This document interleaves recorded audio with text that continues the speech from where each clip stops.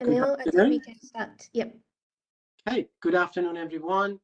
Thank you for joining the R10 in this R10 talk. My name is Daniel Iqbal. I'm in Brisbane, in Australia, and I've had the pleasure of moderating this talk today. I am the chair of IEEE Region 10 Professional Activities Committee, and I've been volunteering with IEEE for almost more than a decade now. And my background is power system engineering, and I've been with IEEE PES for a number of years. I would like to thank the IEEE Region 10 Young Professionals team, especially Savithya and Anu for organizing this talk. And before we start, I would like to invite Professor Takao Onoye from Osaka University and also the IEEE Region 10 Vice Chair of Technical Activities to welcome the speaker and open the session. Dr. Daniel, good morning and good afternoon, everyone. Thank you for participating in Region 10 Talk. Today is the fourth talk of our 2023 webinar series. Today, our Region 10 Young Professional team arranged the talk regarding the emerging state-of-the-art and also sustainable power and energy technology.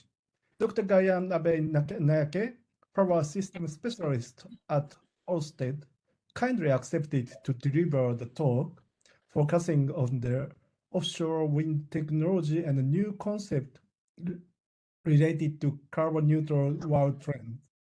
I sincerely thank Dr. Gayan for sharing very important information to Region 10 members. I think this topic would be more significant in our region. Thank you very much for Region 10 Young Professional led by our YP Committee Chair, Dr. Savithya Sivakumar, and also Ms. Anu Sabu for preparing this talk. And I would also like to thank Dr. Daniel Iqbal, Region 10 Professional Activity Committee Chair, to take the role of moderator today. Anyway, I'm very excited to run today's webinar content, so I pass the microphone to the moderator, Dr. Daniel. Please proceed. Okay, thank you very much. Before I introduce our distinguished speaker, a few housekeepings during the presentation. Feel free to post your questions in the chat box. Our team will monitor that. The session also will be streamed live on Facebook. We will be recording the session for those who can't join today. You will have the opportunity to ask questions at the end of the presentation during Q&A. When you ask the question, please introduce yourself and ask the question. Also, I would like to ask everyone to make sure that you mute your microphone while you're not presenting. Without any further ado, I would like to briefly introduce our distinguished speaker, Dr. Gayan Abeynayake, that he's going to talk about the future directive of offshore wind technology and emerging P2X and energy island concepts, which is a very hot topic in Europe. And I think the Region 10 would significantly benefit while we are ramping up our journey towards net zero in Region 10. Dr. Gayan Abeynayake has received undergraduate degrees in electrical engineering and postgraduate in power system engineering and high voltage from University of Pradinia in Sri Lanka in 2011 and 16. He received PhD in electrical engineering from Cardiff University in UK in 2021. Since then, he has got a number of roles in industry as well as academia. Currently, he's working as a power system specialist at Ørsted, if I pronounce correctly, in UK, and which is one of the largest offshore wind developers in the world.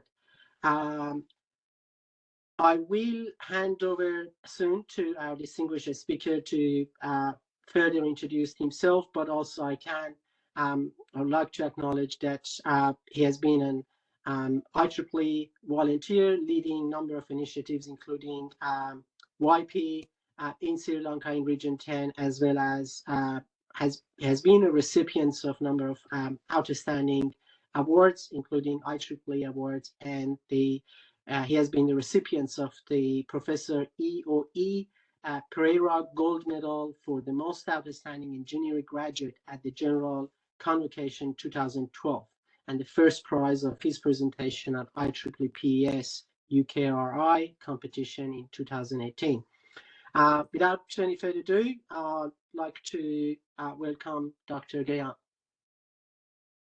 Thank you very much, Dr. Daniel, for the very kind introduction. Let me share my screen first.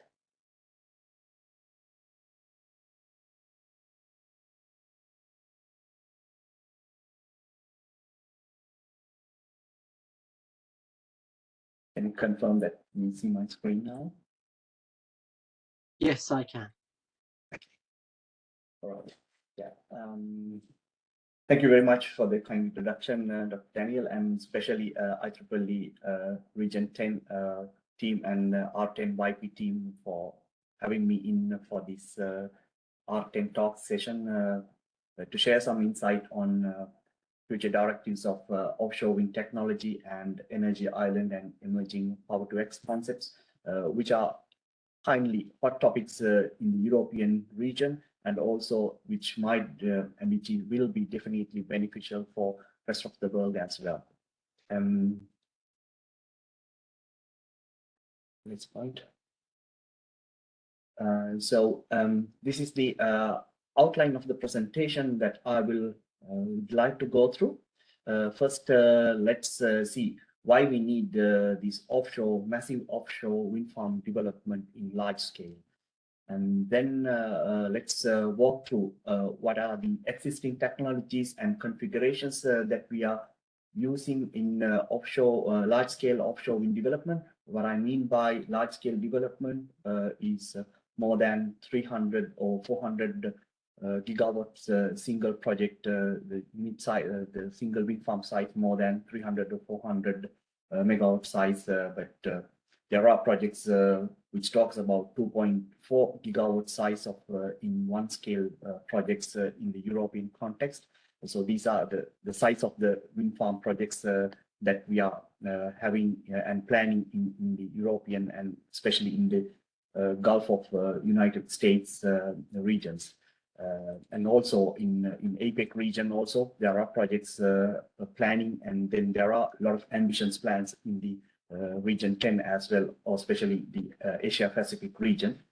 Next, I will walk through the next generation concepts in offshore wind sector. For example, the floating wind technology, and then grid forming wind turbine concepts, which are kind of research, and then the OEMs are also working on realizing these concepts. So let's have some walkthrough on these floating wind technology and some of the other wind, the typical power system challenges that we have in this context. And in the next two aspects, I will go through these energy island and offshore wind interconnectors, and then finally in the final outcome will be these P2X concepts in the long run for the carbon neutrality in the world. And if we talk about why we need offshore wind power plants, generally we all know that offshore wind technology provides added benefits over its onshore counterpart, such as higher energy yields and then lesser public disturbance. But on top of these benefits, the main reason behind the rapid development of offshore wind energy sector is the need for deep decarbonization. For example, in the UK, it targets to reduce its greenhouse gas emission by 100% from its 1990 levels by 2050, and this net zero target is legally binded act in the UK Parliament in 2019. So this is a legal binding target to go to carbon neutrality by 2050. And in the European context, a few years ago, the European Commission has announced the so-called bill called this European Green Deal as a strategy through which to achieve the EU climate neutrality by the 2050. And then we have a question about why 2050? Why not it's 2040 or 2060 or why it's 2050? So this target is mostly on a science-based target. And so these all the scientific factors has the analysis has shown that by 2050 this carbon neutrality could be achieved to limit this global warming by 1.5 degrees Celsius above the pre-industrial level. So it is expected that we could reduce this global warming by 1.5 Celsius degrees by 2050. That is why these all the nations are targeting to have this carbon neutrality by 2050. And then the overall, it's not only about developing offshore wind farms, but it's a combined sustainable cycle development. For example, this European Green Deal, it will offer the main target is the well-being and health of citizens and by future generations by providing this fresh air to the world, and then more public transportation systems which will eventually to reduce the carbon emission, and then clean energy, and then creating more jobs and skills skill sets in the European context if you talk about this European Green Deal. And then there are 5 facts about this European Green Deal about making the carbon neutrality by emitting less and then absorbing more carbon, especially these carbon capture technologies.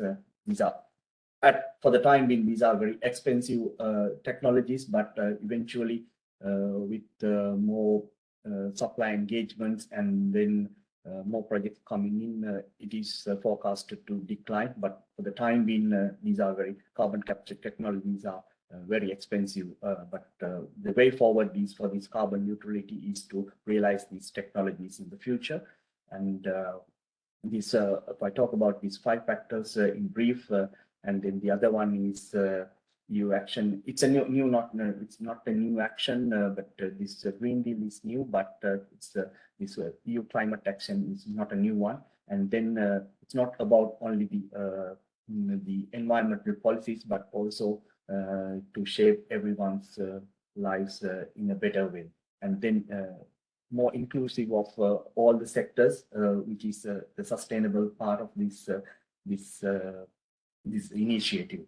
And then this shaping the global action to being the leader in the world, and then direct to these technologies and then the know-how to the rest of the regions as well.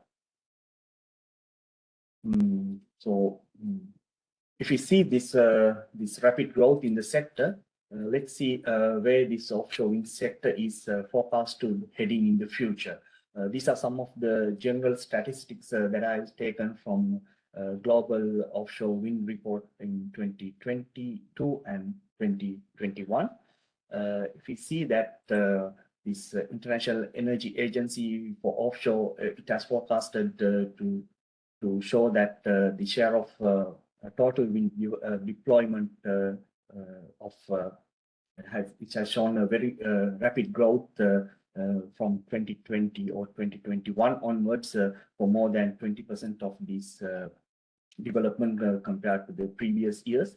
This roadmap requires to offshore wind annual installation to, if we see this 2021 report, by 7-fold by 2030, and then around 8.5-fold by 2050, which eventually to build 2,000 gigawatts in the world. These are like kind of ambitious targets, but it will affect that. It depends on the policy goals set by different regions and countries, and then also the supply chain requirements and so on and so forth. But these are like forecasting targets to develop. This is like the worldwide target. And then in the European context, it is targeted to have 450 gigawatt by 2050. That is the target. And then if we see there is a up until 2026, this compound annual growth rate is about 6%, and then after 2026 it will increase for a double-digit figure in the next decade for the 2031.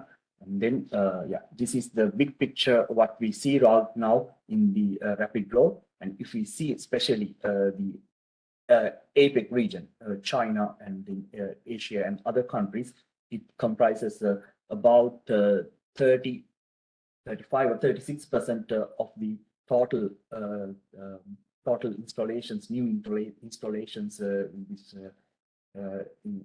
this sector. So there is a lot of potential in the to develop in the seas in the APEC region. And then let's see, this is a very high level layout of an offshore wind power plant. This is a very simple configuration for the benefit of everyone in the talk. I just made a very simple, I will go through very briefly about the simple configuration. Here we have a number of offshore wind farms, wind turbines there, which are connected radially to set of feeders in the offshore. So when we talk about nearshore and offshore, the offshore projects could nearshore it's less than 50 kilometers to the shore. There is no hard limit of these boundaries, but more than 80, we see that more than 100 kilometers distance to the shore wind projects are developing across the world. And then it uses typically uses 33 kilowatts or 66 kilowatts array cable voltages to connect these radially connected wind turbines to the offshore substation. We have an offshore substation here, and then the transmission technology, it could be HVAC or HVDC. Typically, in all the projects, it is using HVAC technology, but now there are projects which uses voltage source converter technology with HVDC technology concept. And then in AC connected offshore wind farms, there are projects, for example, in the UK, Hornsea 1 project, which uses the midpoint reactive compensation substation, uses for the reactive compensation of the cables, which is larger than some of the projects which are larger than 100 kilometers. So although the break-even distance for subsea cables are about the technology boundary for 60 or 70 kilometers, the technology between the stock technologies selection for HVAC and HVDC. There are projects which uses HVAC technology with midpoint compensation more than 100 kilometers.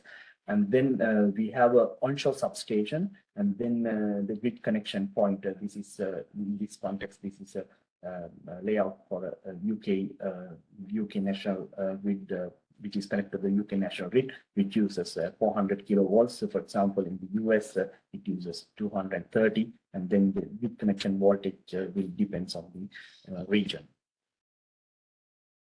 And then I'll briefly talk about these transmission technologies which we use for grid integration of offshore wind power plants.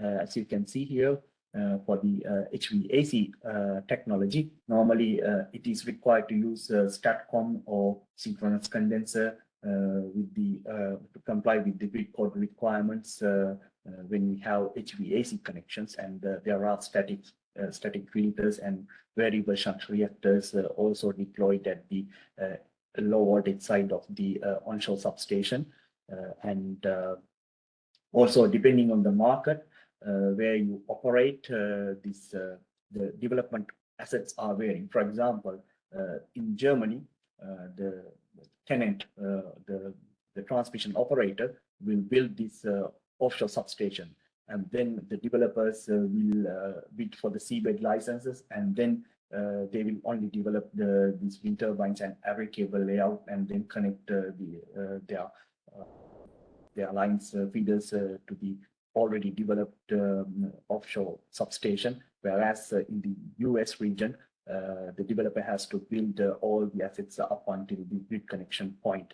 So depending on the market, the development also varies. And for the HVDC connection, we normally use voltage source converter technology due to the flexibility of controlling active and reactive power independently, which are typical classical benefits of using this technology. And next couple of slides, I would like to talk about some of the new initiatives, although they are not new, but some of the future directives of this development. What is floating offshore wind? This floating wind is not a new technology. If we see the components, and then it's a rather new subset of components and subsystems that are combined with the existing wind turbines, substations, transmission line, transmission cables, or transmission lines to the shore, and then connection to the onshore grid, as we know from the with set of cables. But when we move further away from the shore, this requirement for floating wind turbine technology is required. It is rapidly maturing technology with enormous potential to increase the offshore wind generation in existing markets, and this will enable to expand this concept to the new regions as well. As shown in this diagram, normally we use monopile or jacket foundations for the existing projects, which are finally near to the shore, and then the seabed typical distance is about 30 to 60, 30 to around less than 50 meters of water depth. But when we go further away from the shore, there are concepts like tension leg platforms, semi-submersible platforms, and then spar platforms, which we will be using a floating structure, which is mounted. Then the wind turbine is mounted on this floating structure, and then using cables, they are anchors to the seabed, and then the use of using this technology, this the strain structure, use of strain structures could also reduce, and then it will be easy. This fabrication will be done at the yard in the onshore, and then it will transport to the shore using jack-up vessels and then install. Rather, we use jack-up vessels all the time to piling these monopiles. So there are a set of benefits of using this floating technology, and also the main benefit is we could go further away from the shore and then install and then tackle this potential in the large scale. So these are some of the benefits of using this floating wind technology. And then to continue with this floating offshore technology, recently there has been a trend to develop floating offshore wind farms in the technology realization, or in the very small scale, because with the rapid development of offshore wind farms, most of the seabed closer to shore has already been occupied. And then experts say that this floating wind technology, where it stands today, is a reflection of the fixed bottom foundations where it was in 10 years ago. So it is in the same state as of 10 years ago, where the seabed, the fixed bottom foundations were there. So the technology maturity will eventually enable to tackle this floating technology in the future. And then statistics also shows that 80% of the world's offshore wind resource potential is in water deeper than 60 meters. And then it is required to explore this potential more. So the next generation of offshore wind turbines are designed to float further out of the sea, where winds are stronger, but the water depths makes sometimes fixed bottom designs uneconomical. And for the time being, there are only about 50 floating wind turbines are commissioned so far.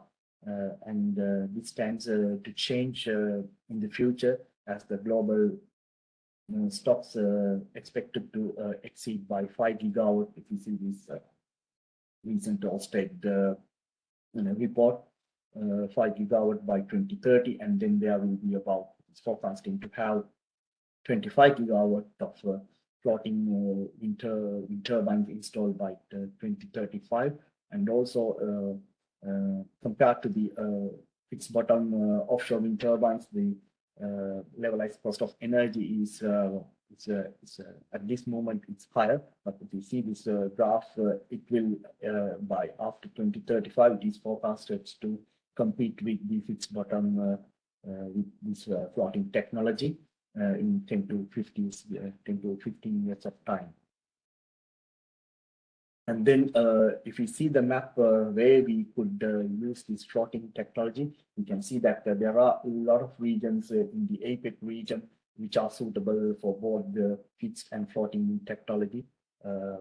And also there are like projects, for example, if you talk about this APEC region, already there are projects in Taiwan and also in China and also Japan. Also, they are starting to build up the projects, and also in India, there are about 4 gigawatt. They are planning to auction 4 gigawatt of offshore seabed license in the near future. And also in Australia, also there are ambitious plans in the Victoria region. There are plans to build up to, so I remember it's about 9 gigawatts of offshore wind. And then the potential is enormous in this region, as we see from the statistics also before.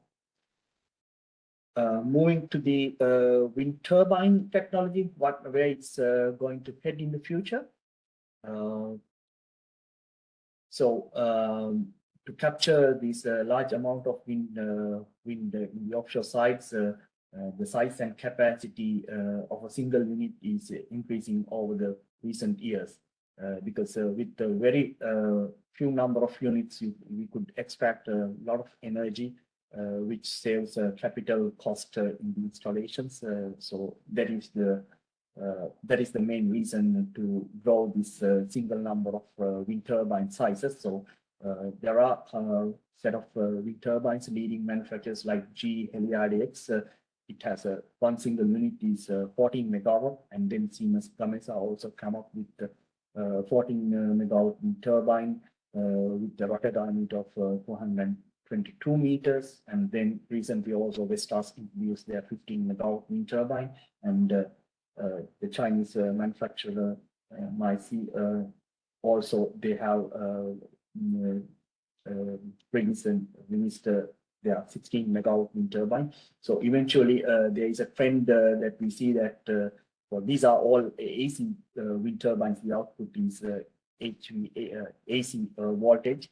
There is a trend to develop large scale wind turbines, and also this leading wind turbine certification bodies also, they have the testing facilities to test and certify about 25 single unit of size. So that shows this where these turbine sizes are going.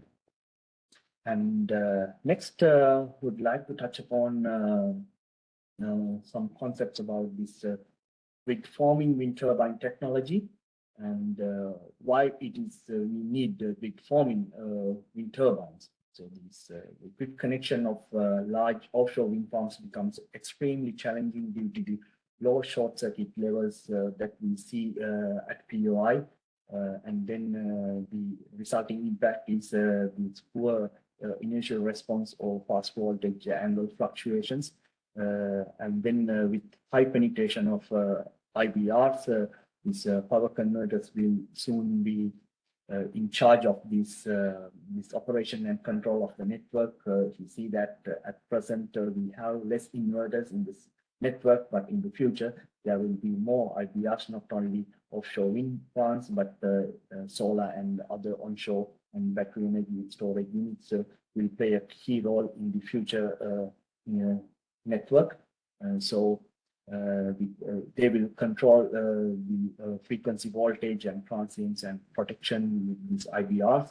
And then we need to transition from old, if you talk about this inverter technologies, all passive electric drive based controllers in inverters, which are based on current or vector control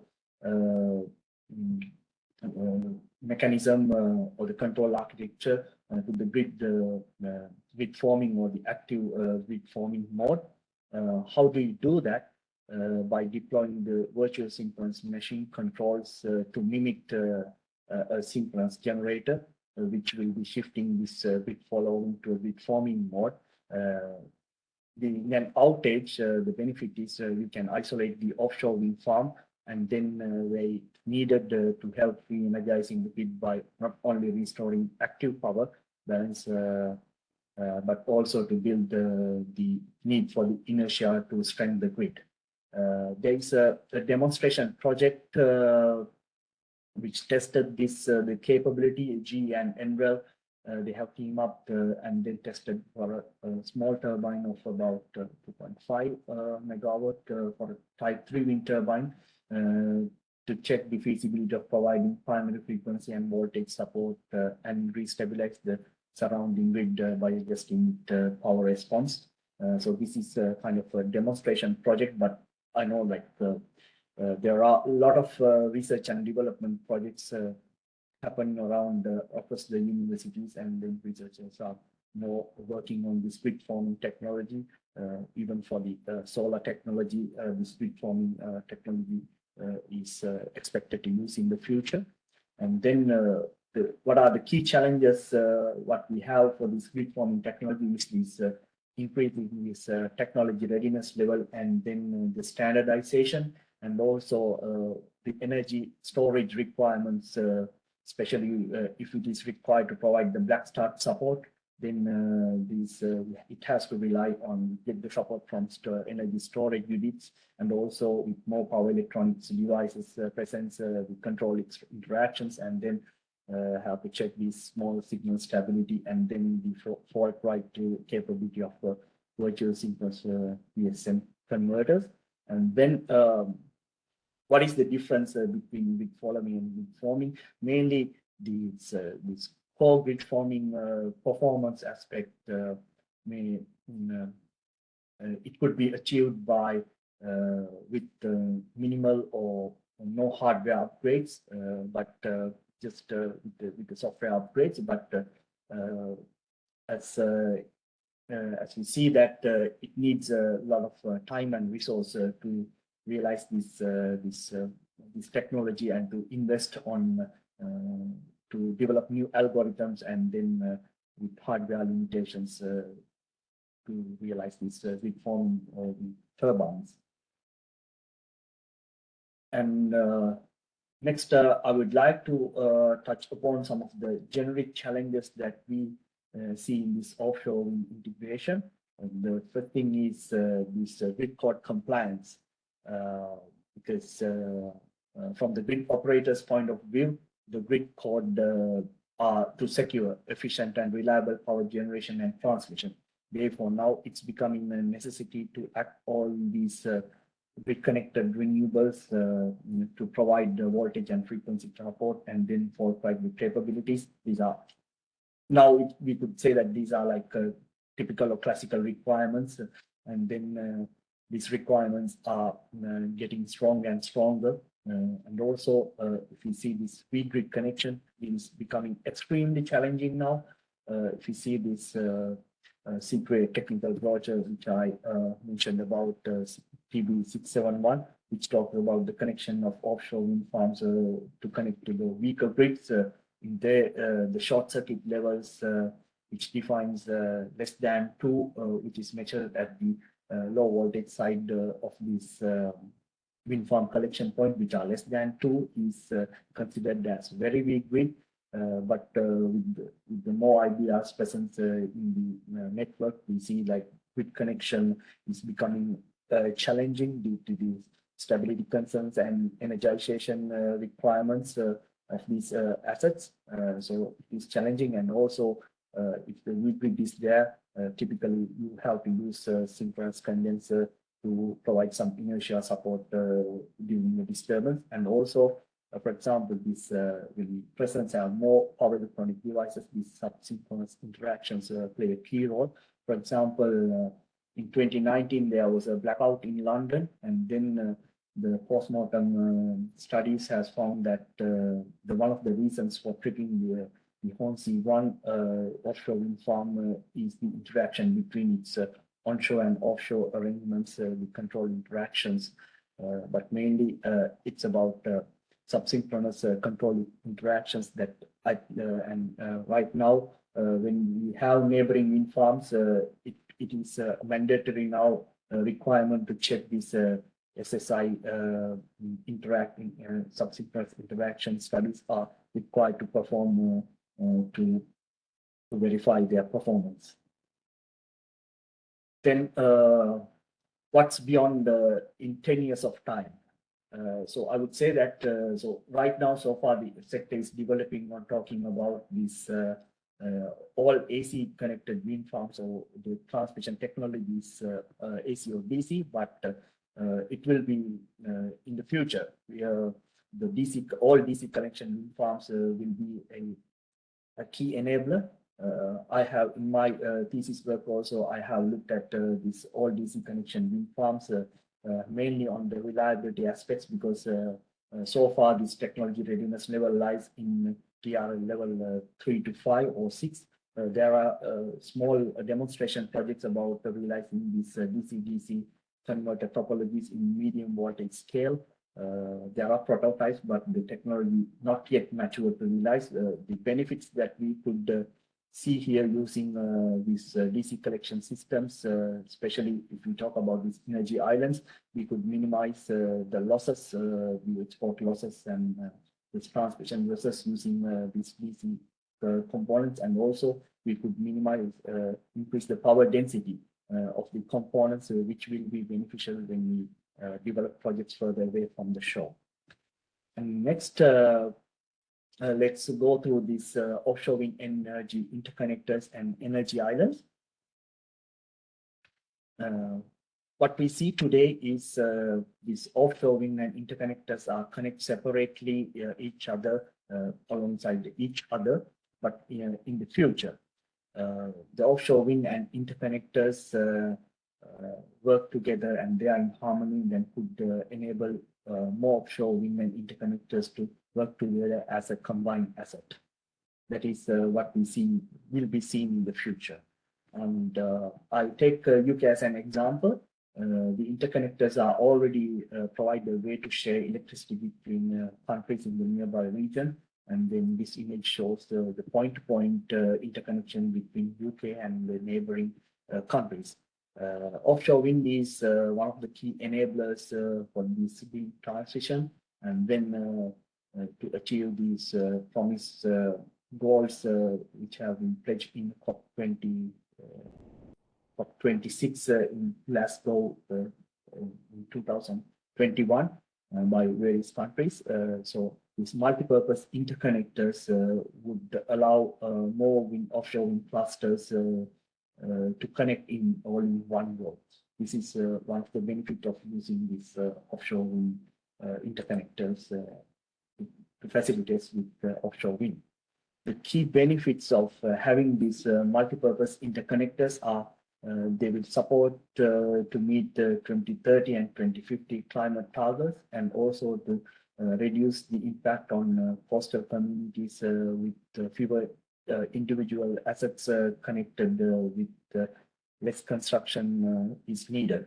And also it will enable reliable flow of electricity that can be turned up or down when it's needed, and also generate a greater proportion of electricity via offshore wind, and then could harness more energy via offshore wind power plants, and then provide the significant cost reduction by using shared asset and clusters which are connected.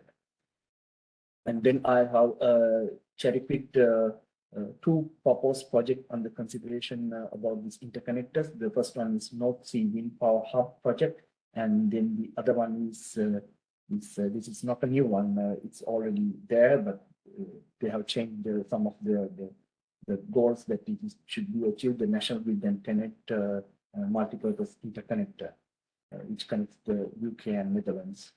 And then about this North Sea Wind Power Hub project.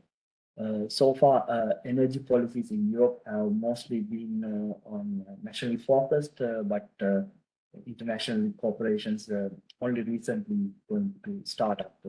And then harnessing this power in the North Sea requires a lot of to look at the whole North Sea as a one. This is kind of a extract from concept paper as a one, and then comprehensively rethink these energy systems as in the northwestern Europe. So this project is an ambitious new approach to the challenges faced by integrating renewable energy, and this is a large consortium which have the TSOs like EnergyNet Denmark, some TenneT in Germany, and a TSO in Netherlands. About this project, it is a long-term initiative with the timeline exceeding over the next decade, and then it's targeting beyond 2030, and it is currently in the planning stage and development phase, involving feasibility studies, technical assessment, and stakeholder consultation right now. And then the exact timeline to realize this project will depend on various factors, including the regulatory framework, investment decisions, and technology readiness level of the new concepts like hydrogen pipelines and the P2X developments. So, and then the new term called the hub and spoke concept is emerging with these offshore interconnectors. As I mentioned before, the traditional offshore wind farms are readily connected using HVAC or HVDC connection. But in the hybrid connection, there are electrical connections to multiple countries. And then this hub and spoke concept, it combines electricity transmission from wind farm to the shore with interconnectors, is called hybrid, and then facilitates of integrating gas, electricity, and heating sectors to power to X conversion. And then the concept called the hub and spoke with conversion, it aims to produce hydrogen, separate hydrogen using offshore wind, the energy to produce hydrogen for the electrolysis process. We'll use offshore wind power, and then using these hydrogen pipelines, the hydrogen will directly export to the grid, rather it produce the hydrogen at the onshore sites. So this is kind of the concept that is looking at to realize these interconnectors. And this National Grid and TenneT multipurpose interconnector, unlike in the previous multinational North Sea Wind Power Hub project, this project is to harness the full potential of offshore wind to meet its UK and Netherlands decarbonization goals. As I mentioned, this is not a new project, but it's a reclassification of existing interconnector to facilitate multiple service. And Netherlands also starting to develop offshore wind farms that will eventually connect to these hubs, and then to share the assets between, and then using this as a opportunity to connect between two others as also an interconnector. Next, we'll go through, I would like to talk about this Baltic Energy Island project, which is a very hot topic these days. Actually, a few days ago, the first summit of Baltic Energy Island has concluded in Bornholm in Denmark. And so this Energy Island, it's a partnership of companies such as developers like Ørsted, wind turbine manufacturers like Siemens Gamesa, and system operators Energinet in Denmark, P2X Transmission GmbH in Germany, and which aims to ensure that this massive investment in energy island in Bornholm and offshore wind in Baltic Sea. With these energy islands, the wind turbines can place further away from the shore and also to distribute the power which are generated and distributed among nearby countries more efficiently. These islands serve as hubs and or called green power plants that gather electricity from the surrounding offshore wind farms and distribute to the electricity in Denmark and the other neighboring countries. And eventually, their target is to convert this into the hydrogen through P2X, produce green fuels for the transportation sector. And it's a continuation slide of the previous one. So it's this Danish energy island. They called this is a Mars mission for the energy systems with the total capacity of 10 gigawatt. There are two energy islands that they are talking about. One is this natural island in Bornholm in the Baltic Sea, and then the other one is the artificial island in the North Sea. In this picture, it is a rendered image how would this artificial island looks like. During the first phase of this project around the Danish energy island, it targets to have about 60 to 70 gigawatt of electricity, and about in the next phase 3 to 4 gigawatt in the North Sea, and 3 gigawatt coming from this natural island in Bornholm in Denmark. And in the long term, the energy island and offshore wind farms in the North Sea will have their capacity to expand and to allow generation and distribution up to 10 gigawatt capacity. One notable feature is that this is solely based on inverters.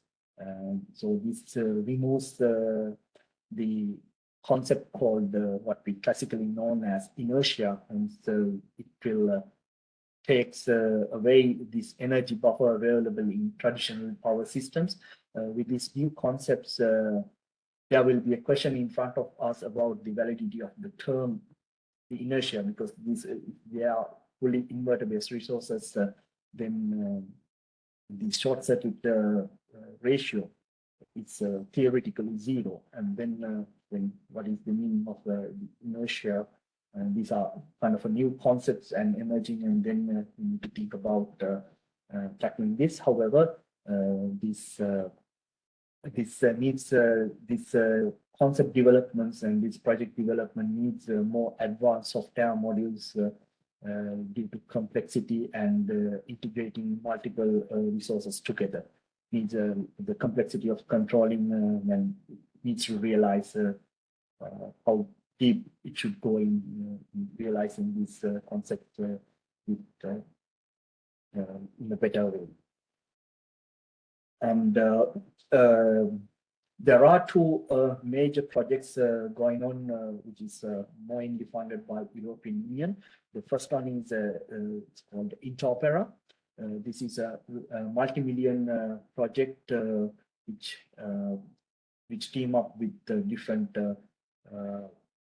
utilities, manufacturers, some state enterprises together to help define the future interoperability standards for multi-terminal HVDC grids in the North Sea region, because these terminal HVDC links that are much more beneficial rather having, as I mentioned before, point-to-point connections. So the future will be like will enable for the multi-terminal HVDC links in the North Sea region. And then this project aims to make future HVDC systems mutually compatible and interoperable by design, and to improve the grid forming capabilities later on of both offshore and onshore converters. And then, as I mentioned before, there are 8 TSOs and 3 offshore wind developers such as Ørsted, and also 4 HVDC equipment manufacturers are in this project, which is trying to realize the interoperability, improving the interoperability standards HVDC systems. And also the other one is Offshore Energy Hubs project. The purpose of Offshore Energy Hub project is to develop technical solutions that addressing several aspects related to this energy island. Next, in this final set of slides, I would like to walk through this Power-to-X concept, which is an important milestone or important topic to achieve these decarbonization goals. This Power-to-X it's an umbrella term for turning electricity into something else. Here, I will focus on this X refers to green hydrogen and e-fuels. So let's see what are these green hydrogen and e-fuels are about. Before we discuss about these things, why Power-to-X? The main reason is, as I mentioned before, the requirement for the deep decarbonization. Through Power-to-X technologies, it can help to decarbonize energy systems by providing a way to store and use renewable energy when it is not needed, such as when there is excess wind, by using renewable electricity to produce low carbon fuels and chemicals. Also, Power-to-X can help to reduce greenhouse gas emission from transport sector and heating and other industrial sectors. And then for the security of energy, this Power-to-X technology can help to improve energy security by reducing dependence on imported fossil fuels. By producing low carbon fuels and chemicals domestically, countries could reduce their reliance on foreign imports of oil and gas. And also it will enable for the grid flexibility. It will provide by allowing access to renewable energy that could be stored and used later. And then this more economic opportunities will be enable with these new concepts, and then such as the sectors like energy industry, chemical industry, and transportation sector.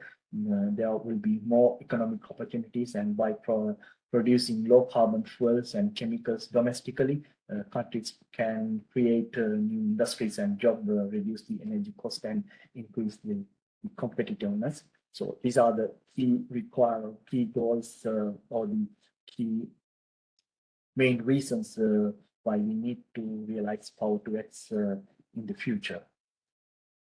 And I have taken this as an example from one of our concept papers, which published by Ørsted. So this future energy system, the nature of the future energy system. So the fossil fuel use in the industry and transportation is one of the biggest obstacles to meet these decarbonization goals. These two sectors count mainly this transportation and industry.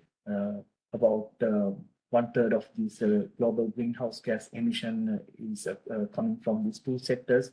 Without a rapid reimaging of this feedstock or the raw material that are used in these industrial processes as fuels, it will be impossible to limit global temperature increase less than 1.5 Celsius by 2050.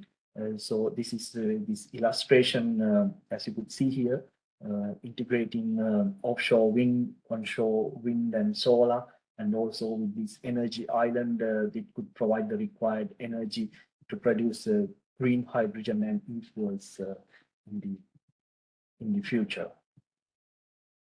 And let's go through what are these green hydrogen and e-fuels. The direct electrification is quite simple, but it's not feasible for many sectors such as heavy-duty roads, transport, and deep-sea shipping and aviation. And then hydrogen today, it's an almost exclusively produced from fossil fuels. It's also important feedstock in industrial process, and it's also widely used as a feedstock from ammonia production. Depending on the electrification method used, there are definitions, set of colors that you use. If it is produced via renewable electricity, it's called green hydrogen. And then if it is produced via steam methane reforming, it's called SMR. That is called the blue hydrogen. We also use carbon capture and storage. And then if it is produced using whole gasification, it's called brown hydrogen. So these are just name tags, the electricity that is used for the electrolyzers to generate electricity, but these end regardless of the color, the resulting hydrogen production is always the chemical process is the same. And then this renewable hydrogen can also be used to generate e-fuels, which can replace its fossil fuel counterpart across many applications, including aviation and deep sea shipping. These are called also they are a set of synthetic fuels.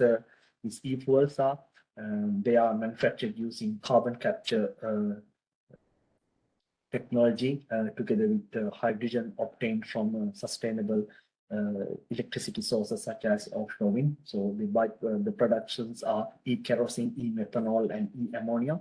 So, but e-fuels are less energy efficient than hydrogen, which in turn is less energy efficient than electrification because it consumes a lot of energy to produce this electrification. For the decarbonization pathway, must focus first on electrification first, and then renewable hydrogen, and thirdly using e-fuels or electrofuels, those sectors which cannot be directly electrified.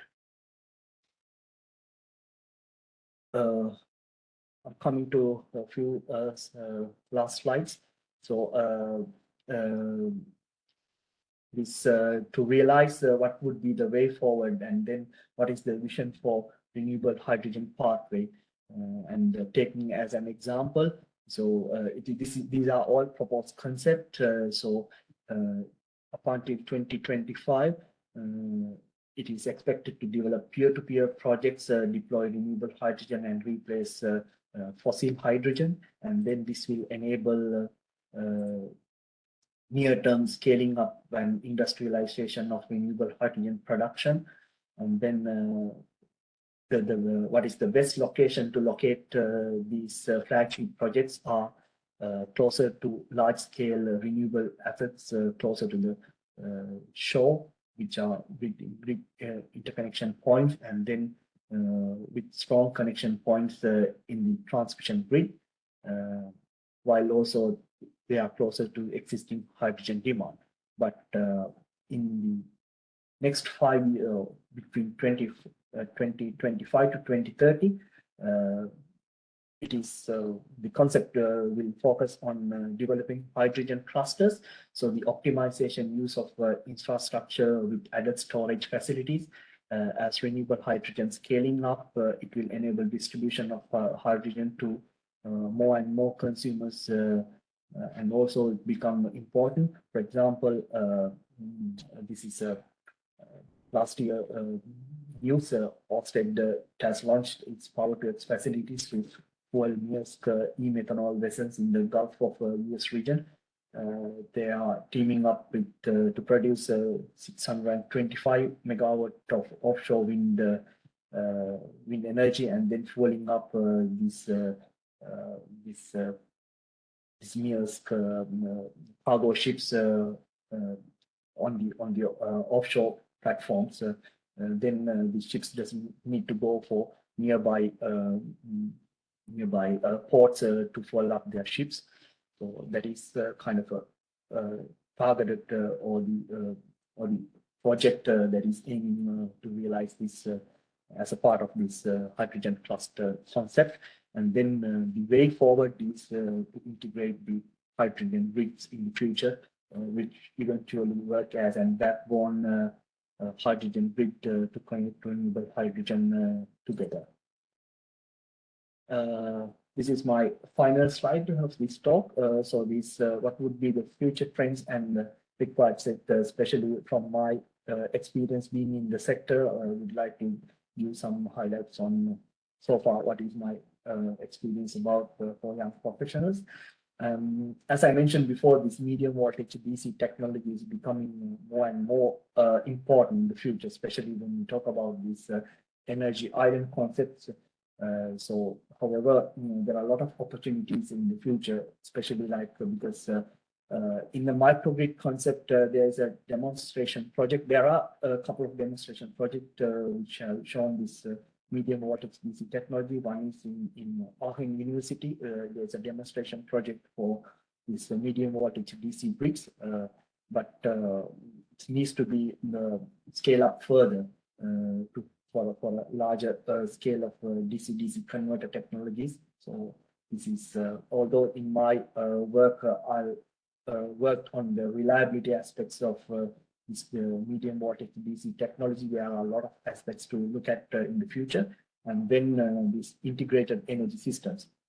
Now, not only electricity, as we see before, hydrogen and this energy sector also co-integrating and then co-optimizing these integrated energy systems, specifically because with the needs and objectives of regions, this will change, and then integrated energy systems will is required to how to co-optimize these resources is one of the future trends in the sector. And also the system engineering concept.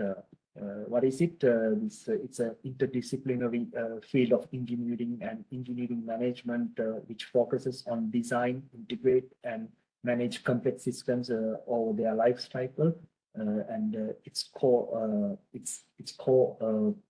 system engineering utilizes systems thinking principles, which is also now looking.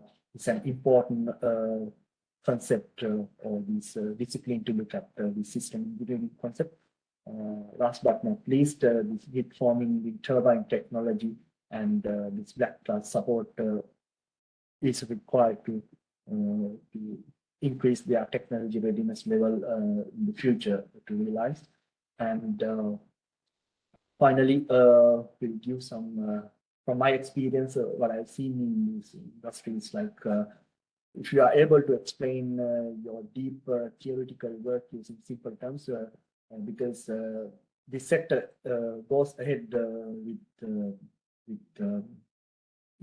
policy making principles, and then not everyone are engineers, and then we need to explain the general public the things in a very simple terms, and then that is also required as a key skill set, and also ability to link your work with the industry needs. If you are a researcher, that is also important. And then being efficient and multitasking is some of the key skills that industry is demanding to have some skill sets. And also should be a fast learner, because the way that the sector is heading up, if you are not keeping pace with the things happening around you, and then you will lose the race. And then to be a fast learner is very important. And there are tests like PI cognitive assessments are using different companies to test how fast, even during the recruiting process, these tests are using to check whether you could tackle the things or learn fast things. And then essentially teamwork is very important in any sector to climb the ladder in the industry. Okay, so I will come to the conclusion of my presentation. Thank you very much for your attention.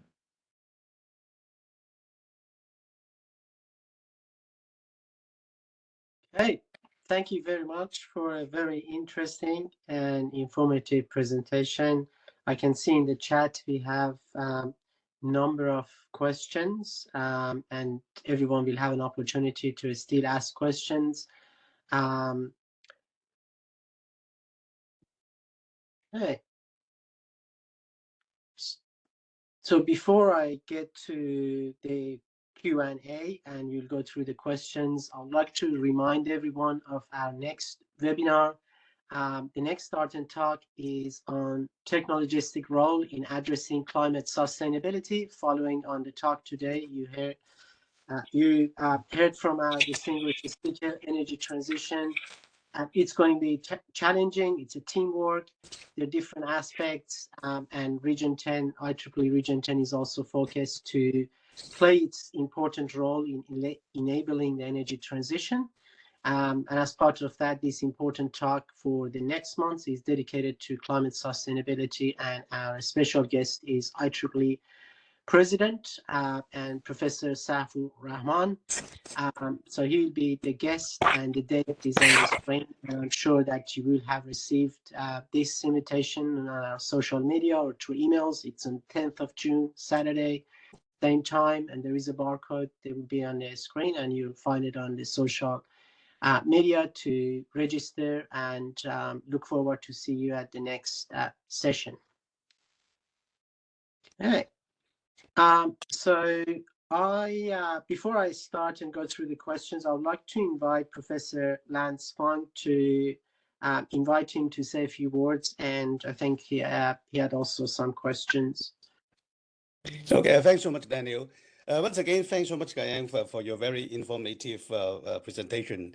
And obviously, it is a very interesting and important topic, using the wind energy as a form of a renewable energy, as we are all facing the challenge of you may not know that actually you and I are alumni from the University of Wales, because you are right now actually it's called Cardiff University. But if you go back to the history, I was graduated from the University of Wales Institute of Science and Technology, UWIST, and then we were merged in 1988 together, become the University of Wales Cardiff, and then I think in 1999 they changed the name. Officially 2025 is become Cardiff University, and I spent a lot of time in the built library. You can lovely and grand building, and I used to live in the Roth Park, and then live around that area. So it's really nice to see one of our fellow graduates and working on this very important topic. Well, I do have a few questions. Well, first of all, in terms of the solar energy, well, we all know that one of the issues in terms of the cost. So, and then I know that apart from the energy itself, electrical aspect, but rather is in terms of the mechanical, the building, and also into account of the marine itself. So how does it stand right now? I know that you mentioned about the cost will come down, but how does it compare in terms of the per unit cost, taking into account of the lifespan, maintenance, or construction, and also into account of the extreme condition? Because unlike an offshore a structure whereby we know that in the worst case we can always collapse the turbine, but then again when we are offshore and looking into extreme wind speed, and also this in particular, I know North Sea is quite notorious because I used to work on the ship, and I know how bad is some of the weather in the North Sea, etc. So that would be my first question. The second question is in terms of the environmental concern. Well, one of the issues with the wind power, especially for the shore-based, is in terms of the environmental concern, in terms of the noise pollution, and also effect on the wildlife, especially migrating birds, etc. So is there any effect on the sea life, taking into account of the turbines movement and all those things? I'm completely new to this topic, so I wish that you can enlighten me on these two aspects. Thank you so much again. Thank you. Yeah. Thank you for that question, Dr. Lance. Yeah, if I answer the first question, yeah, this cost is very high compared to a per megawatt unit installation of a solar plant. For the time being, we see some general statistics available on the web. It's about $5 million per construction of 1 megawatt, but depending on the plant size, that is changing. You know, the main key rationale behind developing this offshore wind farm compared to the, especially in the European context, is the abundance of the seabed, and then you will have much limitations compared to some other regions in the world developing solar plants, and then harnessing more energy from solar PV might not be very much attractive compared to the offshore wind plants. So that is the main reason behind developing more offshore wind plants and then interconnectors, because already this European region is already interconnected with interlinks, and then taking this offshore wind potential, taking this resource to electrification is beneficial. And but Germany, for example, Germany, they have I think compared to the offshore wind plant capacities, they have a large scale of solar plant development. But it's all mainly drive on the policy goals set by the different regions, I would say. But this development is required if you see this P2X concepts, and then refueling of ships and all will enable this offshore wind development, and the cost should come down, but it's not the case so far. Because there are a lot of supply chain issues. To secure supply is also very much challenging, and also the inflation, like what we have seen across the world, is also challenging. But forecast says that this will come down in the future. But it is, for example, even in the solar technology, earlier also the capital level cost of electricity is higher, but now we see that reduction in the cost. To answer your second question, yes, this biodiversity is very important. And then, for example, there is a recent Dutch auction. They have specifically specified they need to come up with some biodiversity solutions. So, for example, Ørsted is also looking on artificial coral reefs to protect the marine life. So underneath these foundations, there are they plan to have artificial coral reefs to protect the biodiversity. And then because normally the seabeds are licensed with considering all these things, and then some of the restricted areas they are not permitted to develop these in the restricted seabed areas, but the wildlife and then protecting the the sea life is very important. And then Ørsted, as an example, they are taking this very seriously, this to save the marine life. Okay, thank you so much. Yeah, I'll pass back to you, Daniel. Thank you. Thank you. So I'll go through the questions in the chat. The first one we have from Gilbert. The question is, what measures and strategies were developed to solve the problem of long area of cables that are usually the main disadvantage of offshore wind farms versus the onshore configuration? Yes, actually, I would say that this is a problem of optimization. Because this array layout needs to be optimized before you connect to the main cluster. So it's mainly you design your network to optimize and then minimize these losses and cost. So that's unlike in the large projects, you use a lot of very optimization algorithms to design this network. That is one option, because compared to the onshore, you will have subsea cables. So these designs are different. Cable designs are totally different, and also there are some projects looking at to increase the cable voltage level to a higher value, but it's like theoretically you could do all the things, but the main bottlenecks are the supply chain issues and this relying on these concepts. One, I would say theoretically, if you could increase the voltage level to the next available cable voltage levels, you could minimize these losses, and also having more optimized inter-array layout will enable you to tackle. But if you talk about onshore and offshore, then we have to talk about the same capacities and then how that could differ. So onshore, I'm not sure whether there are 800 or 500 megawatt of onshore wind project in one single project. But what we talk about here is like very large projects, more than 500 or 600 megawatts of capacity. But eventually losses are there. That's why I pointed out that after 10 years of time, what if we could have some all DC wind turbines, which could minimize these losses. Thank you. The next question we have from Professor Prakash Lohana is asked, the question is the maintenance cost comparable with onshore wind technologies? And what extra safety measures are required for offshore wind technology? Yes, the cost, I don't have numbers on my hand to compare, but definitely for the offshore wind maintenance costs are relatively higher. One of the main reasons is for the maintenance, you need to find vessels. Unless a project have a assigned vessel, then the maintenance crew needs to be attended for the maintenance, or this the time to repair, mean time to repair will be higher compared to the onshore projects. And then also that depends on the weather condition as well. So during the severe weather condition, if there are some fault or maintenance is required, but normally these projects taking this maintenance during the low wind seasons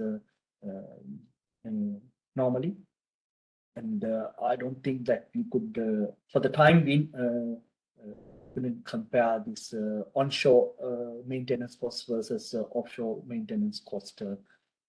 Yes. Hey, great. The next question from our organizer, Anu. The question is, how supportive is the government across the board in terms of funding required for the initial setup cost of these technologies? Yeah, as I mentioned before, there are two projects. I just cherry-picked two projects, these interoperable and offshore energy hubs. All these projects are funded by European Commission. So they invest a lot of money, even, for example, for a lot of PhD projects are offering funded and in collaboration with European Commission. They are putting enormous amount of funds to realize these projects. So there is a back from the European Commission and also in this European region to realize these technologies. So definitely these concepts will become reality in the future, because there are a lot of things happening. I'll just only pick up only few projects, but if you go to the European Commission website, they could see that a lot of initiatives are already taken, especially in the policy area. Thank you. The next question is from Dr. Zia Ahmed. Can wind technology be coupled with wave technology, owing to oscillations of offshore floating assets with large waves? Yes, very interesting question. Because especially in the I also did some analysis a few years ago about this coupling this wave energy technology with offshore wind technology. One of the main reason this wave energy technology is not attractive, the potential is not very much compared to the offshore sites, offshore wind technology. For example, the region in Edinburgh, in the Edinburgh University, and then this coast along this Edinburgh in Scotland, there is a huge potential for that. And there were some couple of startups projects were started in the UK, but I think these projects haven't gone very much into the next phase due to the high increase of capital cost. But if the technology is ready, then I think there is no bottleneck to realize this one. But now this offshore due to this capacity or the potential what we have compared to the wave energy technology, offshore is leading compared to the wave energy technology. That is what I know from at least from the UK context. Yeah, thank you. So I also had a couple of questions, but I'll ask one and then we go to see if there is any question online, and then we'll come back. The very last slide you mentioned about future skills. So this is very important. In Australia, we also already see shortage of skills as we move to transition to renewable energies and the energy transition. And one of the challenges is also the people who study stuff in university coming to the workplace. They might not have all the knowledge that you need to in the transition in the next couple of years. A lot of senior engineers in the industry, they haven't studied inverter-based sort of technologies and modeling. But I guess my question is a little bit more on if we have got postgraduate students online or listening to the recordings later on and they're looking for a topic for a PhD, what do you suggest in the next 5 to 10 years that they can work now? Yes, very interesting, which I would like to say, yeah. Mainly this medium voltage DC technology, because for example, at least in my case, I wanted to work on power electronics controls mainly, but eventually when I discussed with my supervisor, eventually it drives to the region of reliability, which I never thought which I could do that, but right now I'm more it's mainly on power electronics and system level reliability. Very few people at least work on this reliability concept. Even my experience, not as a reliability engineer, I'm also a power system planning engineer before, but this reliability also plays a big important role. But for the medium voltage DC systems, we need to tackle a lot of things, even like concepts like dual active bridge and single active bridge converter topologies, which topology will be beneficial for use. And also there are like new silicon carbide IGBTs put in place. And then with these new technologies, there are a lot to do with, especially this, I haven't touched even in my work, these control interactions of medium voltage DC systems, and also these faults in the DC systems, which could be downscale of HVDC systems, but depending on the application, these are different. And also, if we would, someone would like to work on this hardware, these DC-DC converters will be a lot of opportunities are there to research on. And mainly this grid forming turbine technology, as I mentioned before, few people have only been working on this topic right now, but I've also done some work with the UK National Grid. This is not only for wind turbine, but how to provide that start support from industrial industries which uses the renewable energy, and then how they could provide some extra support during the blackout using this grid forming wind turbines and other assets. So there are kind of new topics that you could look at, and also this system, and also this will go for this one, integrated energy system. So it's not a new topic. It's called multi-vector energy systems, co-integrating how these energy systems together. If you look, search for multi-vector energy systems, could find a lot of information on IEEE Explorer. But it's also not a topic that hasn't been fully resolved. And also the system engineering concept, if you are more towards economic and then other energy economics and other aspects, someone could work on these system engineering concepts as well. Hey, thank you very much. Definitely, it's a very interesting time to be in the power industry. And Exactly. And also, I forgot to mention, you mentioned, Dr. Daniel, you mentioned about the required skill set. It's very hard to find people who have the right skill set to work on the industry, as you mentioned. That's, I think, these webinars and all, like, I'm not sure Region 10 is aware about this ESIG webinar series, which is conducting in US. So to put into something. So if you search on the Google ESIG webinar series, that will be really beneficial for the young professionals to look at what are the what happens around the power industry, and they are talking about they are bringing people from different sectors to talk about the emerging issues especially in the renewable energy sector. Yes, thank you very much. We will check that one. But also, I encourage everyone to, if you are an IEEE PS member, check the IEEE Power and Energy magazine. It's a very good magazine that summarizes the hot topic in a very simple term in a couple of pages, so you don't have to go through the very detailed technical, but it gives you an update of where the industry is heading. But also IEEE PS Resource Center has got a lot of webinars, and also they have got recordings from the special sessions within the IEEE Premium conferences available. So there is definitely a lot of materials, a lot of resources for us. And thank you for your time again.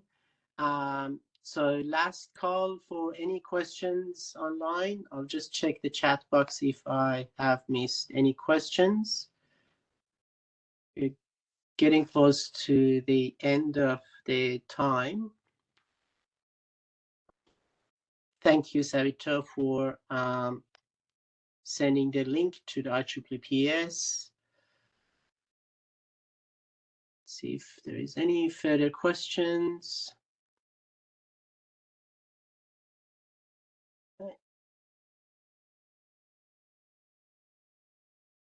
Okay, if there is no questions, and also in the interest of time, we can move to the next section. So I would like to welcome Dr. Zia Ahmad, the Vice Chair of Professional Activities in Region 10, to do the closing remarks and give the vote of thanks. Thank you. Thank you very much, Daniel. Gayan, thank you very much for a very, very informative presentation. I learned a lot during your talk, a lot of interesting areas for further work, especially with the research and digital modeling for integrated energy systems for this concept of energy islands. So I'm sure our young professionals, they would have been taking note of getting the idea where the future employment opportunities will be. Luckily, in our region, we don't have similar conditions like North Sea, which is really very hostile environment. In our region, we are very rich in solar energy. We don't have cloud cover like in Europe. But still, the spin-offs from this work will be reusable for systems used for renewable energy in Asia Pacific countries. This is a very important area, I think, of research. So thank you for bringing all that to our audience attention. Very informative. I really enjoyed your presentation very much. So just as a token of our appreciation, because we are not physically in same place, all I can present you is a memento for you for giving you this talk and taking out time for us. Thank you very much. Thank you very much, Dr. Zia. My pleasure. And I would also like to acknowledge our young professionals for bringing this very, very interesting talk to R10 Talk. Thank you, young professionals. Thank you very much, all. Back to you, Daniel. Okay, thank you very much. With that, we're getting close to the end of our talk, and I would like to again acknowledge that these seminars are the result of a effort of a team across Region 10 from different committees, and also we would like to improve, and we are very keen to hear your feedback. So please spare a few minutes after this talk using that QR code and also in the chat to provide feedback if from this session, and also there are topics that you would like to hear from us in future. Okay, so as getting towards to the end of this session, as I mentioned, this is a team effort, and I would like to thank the multiple teams across Region 10, our director, our leadership team, our director-elect, Dr. Zia Ahmad, the Vice Chair for Professional Activities, Professor Takao, the Vice Chair of Technical Activities, the Chair for Young Professionals, Dr. Savitya, and also the Student Activities Committee Chair. The whole team across Region 10 cover different interests of our members, from a student representative to life members, as well as the industry relations, which is an important part, Humanitarian Technologies Committee, as well as Women in Engineering. We're very fortunate, and I personally am very fortunate to work with alongside a very strong team in Region 10. So I would like to again thank Region 10 and Professional Activities, Young Professionals, Student Activities, IEEE Life members, Women in Engineering across Region 10. Without collaboration, we would not be able to do what we do today. And that brings us to the end. And also, if you'd like to stay connected with us, there are multiple opportunities on LinkedIn, Facebook, YouTube, or just Google IEEE Region 10, and you'll be able to connect with the team. Thank you very much, and I look forward to see you at our next R10 Talk next month. Thank you. Okay, thanks everyone again. Thank you. So thank you so Again. much. Bye-bye. Thank you. Thank you very Bye-bye. much. Take care. Thank you. Very, very nice presentation, nice session. Thanks a lot, Gayan. That's an interesting session. Thank you very much. My pleasure. Thank you. Thank you. Thank Thank you, everyone. Yeah. Bye.